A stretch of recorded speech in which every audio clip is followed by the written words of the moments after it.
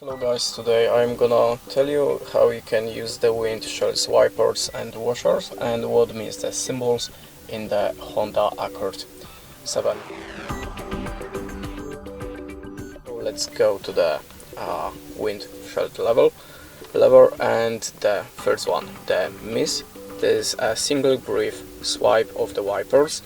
The off, it's a turn it on. If you want to just single use of the mist, just lift it up.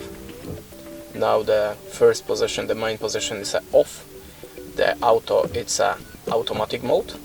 The LO, it's a load continuous wiper speed, and the last one, it's a high continuous washers. If you want to adjust the speed of the auto, you can use this element for it.